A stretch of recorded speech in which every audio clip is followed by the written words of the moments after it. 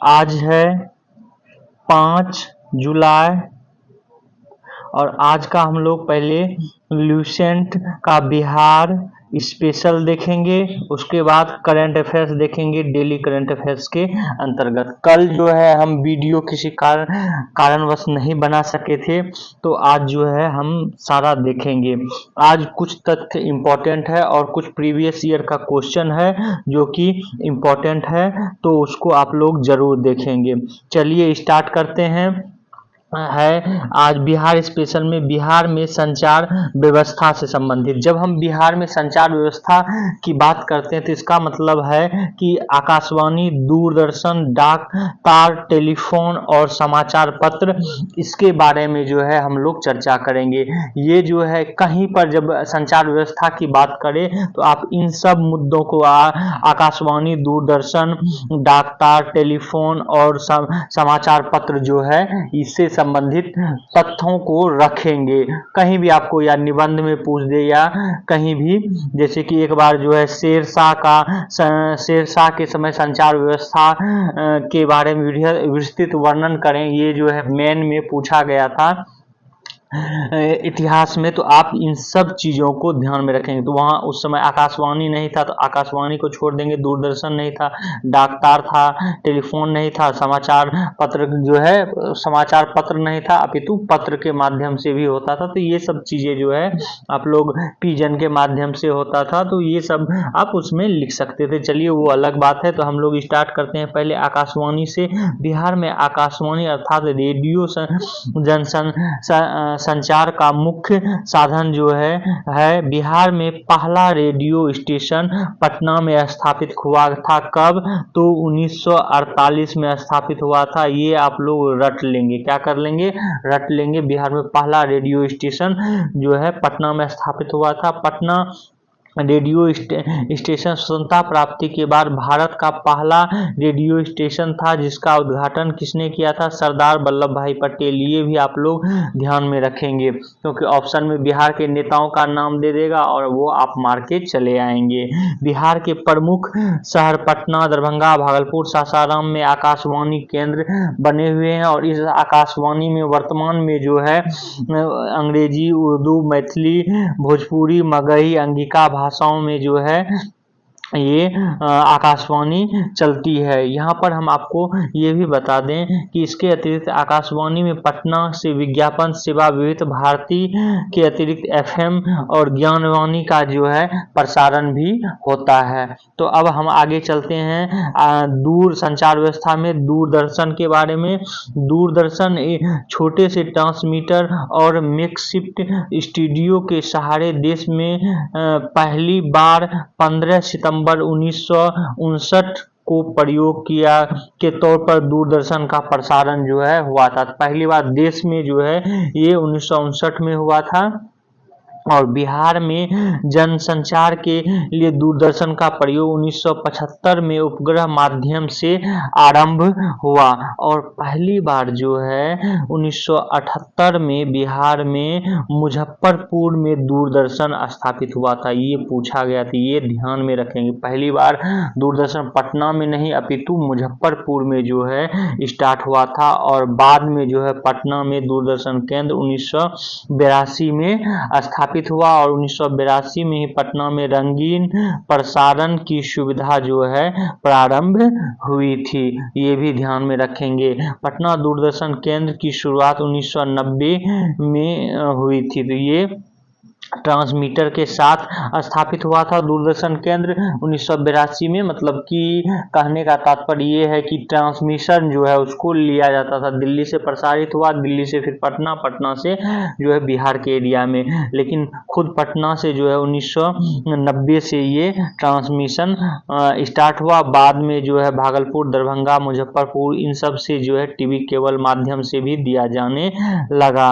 वहीं पर हम आपको ये बता दें जब फिर धीरे धीरे क्या हुआ कि प्राइवेट सेक्टर भी इस क्षेत्र में जो है आने लगा और जो भाषा के रूप में भोजपुरी भाषा ये 2008 से महुआ चैनल जो है भोजपुरी भाषा के लिए प्रारंभ हुआ था। आगे देखते हैं डाक तार के बारे में। डाक और तार में बिहार सर्किल में 2020 में 9,095 डाकघर थे, जिनमें से 486 जो है ये शहरी क्षेत्र में और 8,609 जो है ये ग्रामीण इलाकों में डाक तार व्यवस्था थी। 2014 तक 117 अस्थायी और 6 रात्रिकालीन डाकघर भी जो है बिहार में काम कर रहे थे। तो ये तथ्य थोड़ा याद रखेंगे। आज का अगला जो है बिहार स्पेशल में जो महत्वपूर्ण तथ्य है वो है दूर संचार से संबंधित। तो दूर संचार जो है बिहार आर्थिक सर्वेक्षण 2021-22 के अनुसार भारत में दूर संचार नेटवर्क अभी चीन के बाद विश्व का दूसरा नेटवर्क है, ये भी आप लोग याद रखेंगे। वहीं 2021 में जहां 117 करोड़ उपभोक्ता जो है दूरसंचार से थे, बिहार आर्थिक सर्वेक्षण 2021-22 के अनुसार बिहार में दूरभाष का घनत्व 2021 में प्रति 100 व्यक्ति जो है 53.69 जो है हो गया था। अब इसमें जो है एक इम्पोर्टेंट तथ्य जिसमें कि इसमें प्रत्येक तथ्य को जो है आपको ध्यान में रखना है, ये है समाचार पत्र और पत्रिकाएं के बारे में। अगर हम देखें समाचार पत्र और पत्रिकाएं बिहार में जो है बिहार का प्रथम हिंदी समाचार पत्र बिहार बंधु था, जो कि साप्ताहिक था और इसका प्रसारण 1874 में पटना से प्रारंभ हुआ, ये आप लोग रट लेंगे। वहीं पर बिहार का प्रथम अंग्रेजी समाचार पत्र द बिहार हेराल्ड साप्ताहिक था और इसका प्रकाशन 1875 में गुरु प्रसाद सेन द्वारा किया गया था, ये पूछा भी जा चुका है। ये संभावना है कि अब निचले एग्जामों में पूछा जाए। बिहार का प्रथम उर्दू दैनिक समाचार पत्र नीरुल अनवर था, इसका प्रसारण 1876 में आरा से मोहम्मद हाशिम द्वारा किया गया था, ये भी आप लोग रट लेंगे क्योंकि ये जो है पटना से भिन्न इसका पहला प्रकाशन हुआ था। आगे देखते हैं हम लोग सर्वहितैषी 1880 पटना से हिंदी में, वहीं द सर्च लाइट पटना से अंग्रेजी में। ये भी याद रखेंगे कि द सर्च लाइट जो है ये डेली बेसिस जो है किया जाने लगा प्रकाशन सर्वहितैषी। उसके बाद जो है प्रदीप 1918 में पटना से हिंदी में, आर्यावर्त 1941 पटना हिंदी में, हिंदुस्तान जो है ये 1986 में पटना से और अन्य जगह से हिंदी में, और आज जो है ये 1979 में पटना और अन्य जगह हिंदी में। द हिंदुस्तान टाइम्स जो है ये 1986 से पटना में अंग्रेजी में, द टाइम्स ऑफ इंडिया 1986 से पटना में अंग्रेजी में। उसके बाद प्रभात खबर जो है 1996 से पटना में हिंदी में, दैनिक जागरण 2000 से पटना में हिंदी में जो है किया जाने लगा। वहीं पर जब देखेंगे कि राष्ट्र सहारा 2006 से पटना में हिंदी में जो है किया जाने लगा था। द टेलीग्राफ 2010 से पटना अंग्रेजी में, दैनिक भास्कर 2015 पटना हिंदी में जो है ये किया जाने लगा। अब हम लोग जो है देखते हैं ये सारे के जो है आपको ध्यान में रखना है। अगला देखते हैं हम लोग अभ्यास प्रश्न पत्र। इसमें जो है पहला प्रश्न है निम्नलिखित में से कौन सी नदी फतुहा के पास गंगा में मिलती है? तो फतुहा के पास जो है पुनपुन नदी मिलती है। जब नदी पढ़ा रहे थे तो उसमें भी बताए थे। कैमूर पठार किसके लिए प्रसिद्ध है? तो कैमूर पठार जो है ये चूना पत्थर के लिए प्रसिद्ध है। त्रिवेणी नहर किस नदी से पर निर्मित है? तो त्रिवेणी नहर जो है ये गंडक नदी पर है।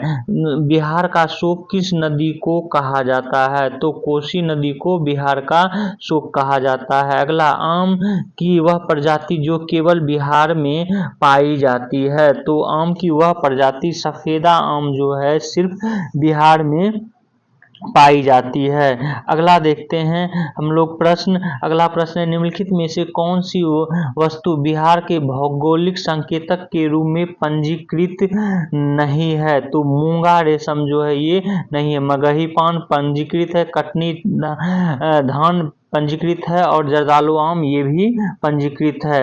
अब हम लोग देखते हैं आगे, बिहार में लीची उत्पादन है। तो बिहार में जो है लीची उत्पादन सबसे ज़्यादा होता है। तो भारत के कुल का जो है 74% लीची उत्पादन होता है। वहीं अगला देखते हैं, बिहार के निम्नलिखित प्रशासनिक विभाग जोड़ों में से किस जोड़ों से गंगा नदी नहीं बहती है? तो इसका आंसर उपयुक्त में से कोई नहीं या एक से अधिक जो है ये होगा। अगला देखते हैं, गंगा की सहायक नदियां जो नीचे वर्णित है कौन उत्तर की ओर प्रवाहित होती है? तो उत्तर की ओर सोन जो है, आप देखेंगे कोसी जो है उत्तर से दक्षिण की ओर आता है, घाघरा भी उत्तर से दक्षिण की ओर, गंडक भी। सोन जो है क्या होता है, दक्षिण से उत्तर की ओर जाता है। तो ये ध्यान में रखेंगे। आगे देखते हैं अगला प्रश्न हम लोग कि बिहार में बहने वाली नदियों में किसका उद्गम अमरकंटक में है? तो अमरकंटक में किसका है? सोन नदी का जो है उद्गम स्थल कहाँ है? अमरकंटक में है। अगला देखते हैं प्रश्न, बिहार में प्रवाहित होने वाली निम्न नदियों में से उत्तर की ओर प्रवाहित होने वाली कौन सी नदी है? तो इनमें जो है एक भी नदी नहीं है जो कि उत्तर की ओर प्रवाहित हो। अगला देखते हैं, बिहार में निम्नलिखित में से कौन सी समूह की नदियां गंगा तथा उसकी सहायक नदियों में उत्तर की ओर से मिलती है? तो उत्तर की ओर से कौन कौन सा मिलता है इसमें? तो गंडक मिलेगा, कमला मिलेगी और बागमती मिलेगी। तो हो जाएगा आंसर सी। अगला देखते हैं, अगला है निम्नलिखित नहर प्रणाली में किससे बिहार के क्षेत्र में सिंचाई होती है? तो बिहार के क्षेत्र में जो सिंचाई होती है ये है त्रिवेणी नहर। त्रिवेणी नहर से जो है बिहार की सिंचाई होती है। अगला देखते हैं, क्योंकि पूर्वी यमुना से होती नहीं है, शारदा से होती नहीं है, ऊपरी गंगा जो है ये उत्तराखंड के है, तो ये सिर्फ त्रिवेणी नहर। अगला देखते हैं कि संपूर्ण बिहार राज्य स्थित है। संपूर्ण बिहार राज्य किस क्षेत्र में स्थित है? तो इसका हो जाएगा ज्यादातर भाग जो है ये मैदानी है, तो मैदानी क्षेत्र। अगला, बिहार के निम्नलिखित जिलों में से किस जिले में पिडमोंट स्वेट मिट्टी पाई जाती है? पिडमोंट स्वेट मिट्टी जो है ये पश्चिमी चंपारण में। पिडमोंट स्वेट मिट्टी जो है हम दलदली मिट्टी के रूप में जानते हैं। दलदली मिट्टी के रूप में भी जो है बोला जाता है। बिहार राज्य में सबसे लंबा रेल पुल किस नदी पर है? तो सबसे लंबा रेल पुल जो है ये फल्गु नदी पर सबसे सोन नदी पर अभी जो है हाल ही में, तो ये सोन नदी पर जो है बिहार में सबसे लंबा रेल पुल है। अगला देखते हैं, अगला है बिहार राज्य के कुल भौगोलिक क्षेत्र की तुलना में समस्त वन क्षेत्र का प्रतिशत कितना है? तो समस्त वन क्षेत्र का प्रतिशत जो है अभी प्रश्न के अनुसार 7.27 है। बिहार के निम्न हिस्सों में से कौन सा हिस्सा भूतात्विक दृष्टि से अपेक्षाकृत पुराना है? तो भूतात्विक दृष्टि से अपेक्षाकृत जो है पुराना है ये है खड़गपुर की पहाड़ी। जो खड़गपुर की पहाड़ी है ये भूतात्विक रूप से जो है पुराना है। अगला देखते हैं, बिहार में तेल शोधन कारखाना कहाँ है? तो ये बरौनी में है तेल शोधन कारखाना। कहाँ से यहाँ तेल आता है? तो असम से जो है तेल यहाँ पर आता है। अगला देखते हैं, अगला है किस फसल के उत्पादन में बिहार देश में अग्रणीय है? तो मखाना उत्पादन में जो है अग्रणीय है। अगला देखते हैं, जुलाई 2018 तक पटना जिला बिहार के कितने जिलों से सीमाबद्ध था? तो ये जो है 9 जिलों से सीमाबद्ध था। अगला, खनिज और जिले के निम्नलिखित जोड़ों में से कौन सा जोड़ा सही है? तो ये जो है लाइमस्टोन, ये कैमूर में है। क्वार्टरजाइट जो है मधुबनी में नहीं है। माइका भागलपुर में नहीं है। लेड जिंक गया में नहीं है। माइका कहाँ पे है अभ्रक? तो ये नवादा में है, नवादा में। और कार्टरजाइट जो है ये मुख्य रूप से आपको कैमूर वाले क्षेत्र में पाए जाते हैं। अगला देखते हैं, और सासाराम में। अगला है प्रश्न की निम्नलिखित राष्ट्रीय राजमार्गों में कौन छपरा और गोपालगंज को जोड़ता है? छपरा और गोपालगंज को राष्ट्रीय राजमार्ग 85 जोड़ता है। ये जब बता रहे थे तो राष्ट्रीय राजमार्ग, तो उसमें हम बताए भी थे। जनजाति और जिले के निम्न जोड़ों में से कौन सा सही सुमेलित नहीं है? तो 24 का हो जाएगा उराव सुपौल। सुपौल में जो है उराव जनजाति नहीं है, जबकि खरवार भागलपुर में है, मुंडा जमुई में है, संथाल जो है बांका में है। निम्नलिखित में से किस जिले में बिहार का एकमात्र राष्ट्रीय उद्यान है? तो एकमात्र राष्ट्रीय उद्यान जो है ये पश्चिमी चंपारण में है। ये भी हम बता चुके हैं कौन सा है, और वो टाइगर रिजर्व भी है। कमेंट्स में आप लोग इसके बारे में बताएंगे। अगला, पूर्वी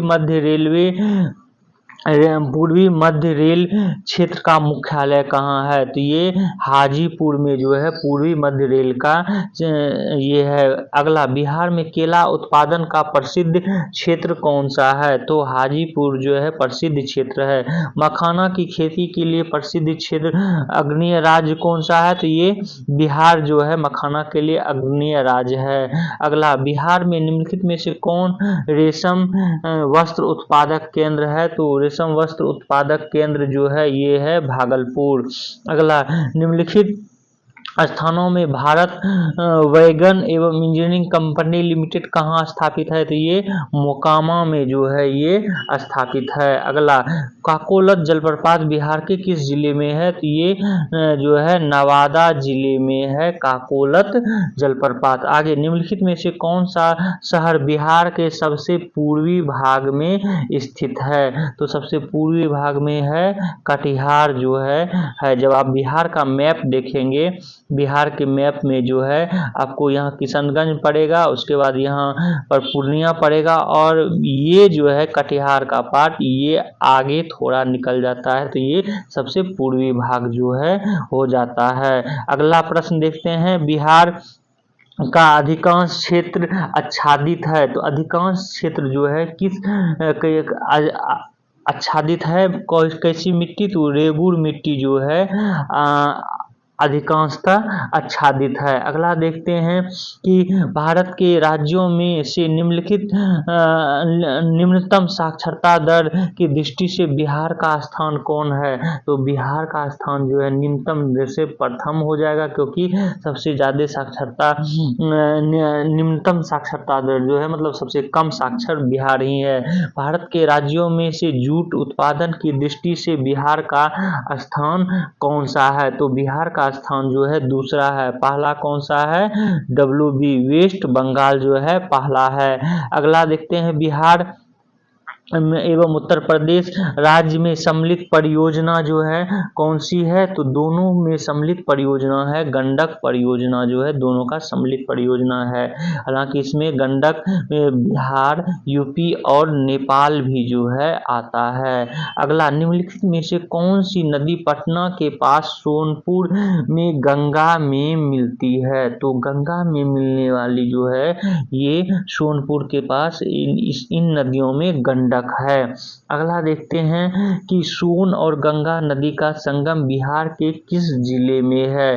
तो दोनों का पटना के पास जो है इसका संगम है। तो ये था ज्योग्राफी, और ज्योग्राफी में जो है सारा का सारा ज्योग्राफी हम लोग पूरा देख चुके हैं लुसेंट का। अब जो है कल से अगला चैप्टर देखेंगे, और अगले चैप्टर में जो है बिहार की जनसंख्या जो कि बहुत ही इम्पोर्टेंट है वो देखेंगे। बिहार की जनसंख्या बिहार के सारे एग्जामों में एक ना एक प्रश्न इससे रहते हैं। तो ये सारे इम्पोर्टेंट है, तो कल का वीडियो जो है आप लोग जरूर देखिएगा और शेयर भी कीजिएगा। आज जो है हम लोग अब करंट अफेयर्स देख लेते हैं। तो आज का करंट अफेयर्स में पहला करंट अफेयर्स है T20 में नंबर 1 ऑलराउंडर जो है बनने वाले पहले भारतीय हो गए हैं Hardik Pandya. Hardik Pandya ICC T20 under allrounder ranking में 2 स्थान के लाभ के साथ शीर्ष स्थान पे जो है पहुंच गए हैं। और इनके साथ साथ जो है ये संयुक्त रूप से हैं। श्रीलंका के स्टार वानिंदु हसरंगा जो हैं ये भी प्रथम स्थान पर हैं, ये भी याद रखेंगे। चूंकि पॉइंट में जो है प्रथम, ये दोनों एक जैसे हो गए तो इसलिए वानिंदु हसरंगा और हार्दिक पांड्या ये दोनों जो हैं प्रथम स्थान पर हैं ऑलराउंडर में। अगला देखते हैं। अगला है, ये भी इम्पोर्टेंट है, खास करके SSC में कनाडा को मिला पहली महिला सेना प्रमुख। पहली बार जो है महिला सेना प्रमुख बनी है कनाडा के लेफ्टिनेंट जनरल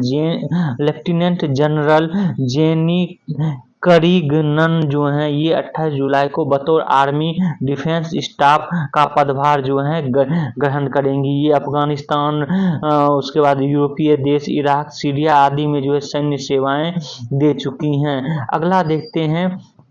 ब्रिटेन में जो है हाल ही में चुनाव हो रहा है और ये चुनाव जो है, इस चुनाव में कंजर्वेटिव पार्टी और लेबर पार्टी में जो है टक्कर है। और यहाँ पर हम आप बता दें कि कैसे यहाँ पर चुनाव होता है। हालांकि यहाँ पर भी चुनाव जो है भारत में जिस प्रकार चुनाव होता है उसी प्रकार यहाँ भी चुनाव होता है, सेम टू सेम। लेकिन यहाँ जो है यहाँ के संसद को जो हम लोग लोकसभा बोलते हैं, तो यहाँ के लोकसभा को जो है हाउस ऑफ कॉमन्स बोला जाता है, ये याद रखेंगे। और यहाँ पर जो है संसद 650 सांसद जो है यहाँ पर हैं जो कि निर्वाचित होते हैं और उसी से फिर जो है प्रधानमंत्री बनते हैं। तो ये जो है आप लोग जरूर याद रखेंगे। और यहाँ पर ये भी बता दें बहुमत के लिए 326 सीटें जो है चाहिए होता है। अगला करंट अफेयर्स देखते हैं। अगला करंट अफेयर्स है हेमंत विश्व शर्मा कह रहे हैं, हेमंत सोरेन। हेमंत विश्व शर्मा तो असम के हैं। हेमंत सोरेन जो हैं ये जेल से जो है छूट गए हुए हैं और ये जो है पुनः यहाँ के झारखंड के जो है मुख्यमंत्री के रूप में अपना कार्यभार जो है संभालेंगे।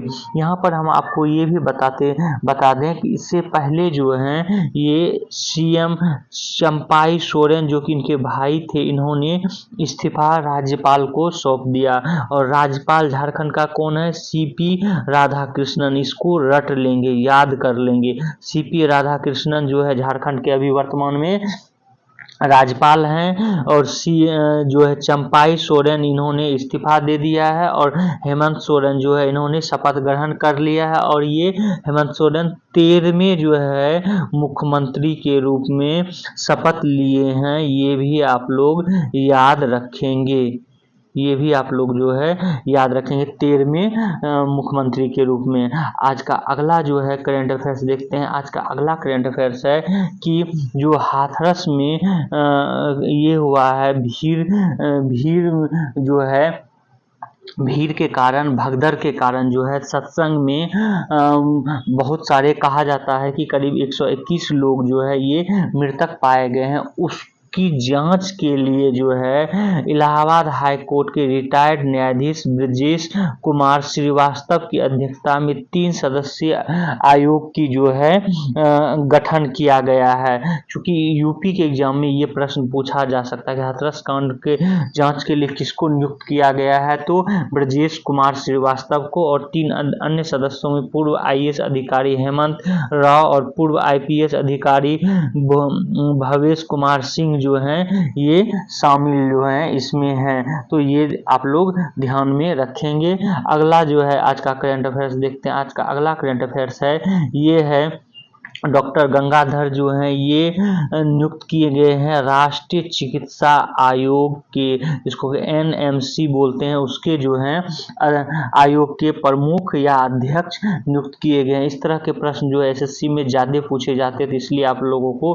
बीएन गंगाधर का नाम याद रखना है कि राष्ट्रीय चिकित्सा आयोग के जो है अध्यक्ष नियुक्त किए गए हैं। तो आज का करंट अफेयर्स इतना ही था। आप लोग हमारे इस वीडियो को जो है शेयर करें, सब्सक्राइब करें और बेल आइकन को जो है जरूर दबा लें। Thank you for watching this video.